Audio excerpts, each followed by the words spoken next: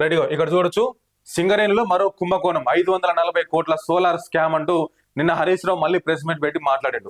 Ramagundam plot లో అతిపెద్ద కుంభకోణం, అనుయాయుల కోసం 3 సైట్లు కలిపి టెండర్, వెలుగులోకి కాంగ్రెస్ పెద్దల ఎక్స్ప్లోజివ్ స్కామ్, జిలిటన్ స్టిక్స్ కొనుగోలు పేరిట కొల్లగొట్టే కుట్ర, 30% ఎక్కువ ధరకు కొనుగోలుకు డైరెక్టర్లపై ఒత్తిడి, సైట్ విజిట్ తో ప్రకాశం కని టెండర్ల గోల్మాల్, శ్రీరాంపూర్ ఓబీ టెండర్లలోనూ భారీ అక్రమాలు, రేవంత్ బామ్మర్ది కోసం 7 సార్లు టెండర్ వాయిదా, సీఎం అవినీతిని బయట పెట్టకుండా ఊరుకోం, కాంగ్రెస్ ప్రభుత్వ పతనానికి బొగ్గు స్కామ్ బీజం అని చెప్పేసి నిన్న హరీష్ రావు మళ్ళీ బీఆర్ఎస్ భవన్ లో మాట్లాడుతూ ఇట్లా విద్యుత్ స్కామ్ జరిగిందని చెప్పేసి ఆయన మాట్లాడడం జరిగింది. సోలార్ స్కామ్ జరిగిందని నిన్న ఇదే హరీష్ రావు మళ్ళీ బీఆర్ఎస్ భవన్ లో మాట్లాడుతూ సోలార్ స్కామ్ జరిగిందని చెప్పడం జరిగింది.